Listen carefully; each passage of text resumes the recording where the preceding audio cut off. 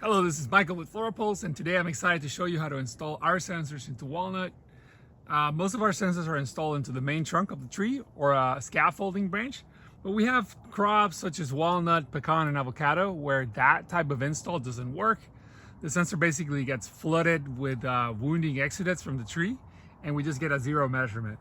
So in collaboration with UC Davis, Professor Ken Shackle, and a few others, we've developed this method to install sensors into the pith of the tree, and that seems to work okay.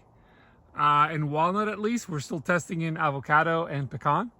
And in walnut, we get maybe a 60% success rate. So this is still we're still figuring out.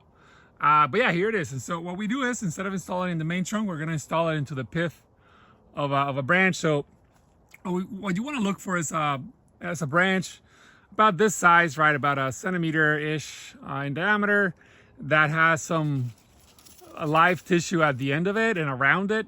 Right now I've had to cut around a bunch of stuff here so that we could actually get the video, but normally you want to pick something that is connected to a lot of live tissue. And then yeah, we're just gonna start out.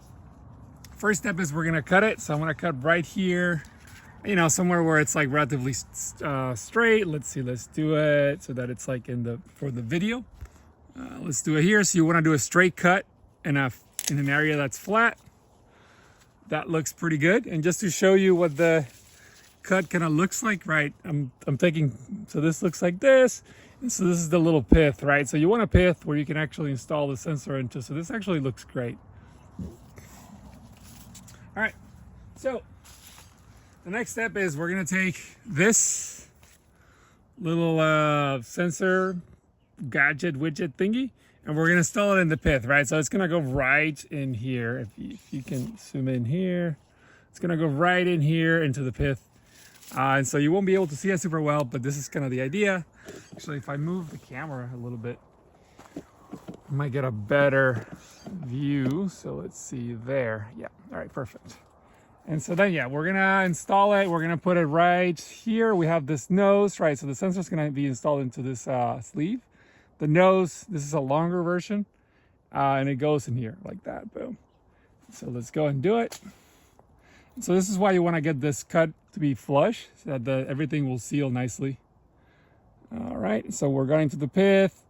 This should go in relatively smoothly. You shouldn't have to press in super hard or anything, but you don't want it to be loose either. Now we attach, we kind of screw these two screws in place to hold the sensor in place, right? So the sleeve, that's gonna hold the sensor. So your kit should include a screwdriver. So, we're pressing them both. Don't go super tight. Tight enough that it won't move, but don't go super tight. This is a plastic piece, and so if you try to tighten the screws too much, you'll break the plastic. So right now they look a little bit splayed out, so that's good, that's fine. Right now it's pretty sturdy, it's not moving. We're gonna remove the cap. Next step is we're going to drill. So your kit will include a drill bit that's very long, and you're basically just gonna drill into it, right? So let's do that. And in walnut, generally you don't get much out of drilling, but in other crops such as avocado, a fair bit of stuff comes out. So we just drill just to be safe. Now we're gonna add the mating compound. So this is what it looks like, right? We're gonna just take this out and let's see, push it out. Great. Gonna push it in, and I start filling it in from the front, but then at some point you want to actually go in all the way right there, and then just start kind of filling it in from the bottom. And as I fill it in, I'm kind of just pulling it back again, because you want to get that nose of the sleeve to be full of this mating compound. Also, I forgot to mention this branch should be horizontal. You really want something horizontal, not facing up or down. Both of those have problems. So we're just gonna fill this in all the way. Let's see. Okay, that looks good. I'm gonna put the cap on my syringe so that it's ready for the next thing. Now we are ready to put the sensor in. So let me get some parts here. All right. So we have the sensor. I put it in this little jig so that then it's easier to remove the water, right? The water capsule, and so then we just pull, sensor comes out. And then we're gonna put a cap behind it and then push the whole sensor in place, right? So the cap is what presses the sensor in. The cap presses the spring, and then the spring presses the sensor in place. Boom, boom, boom.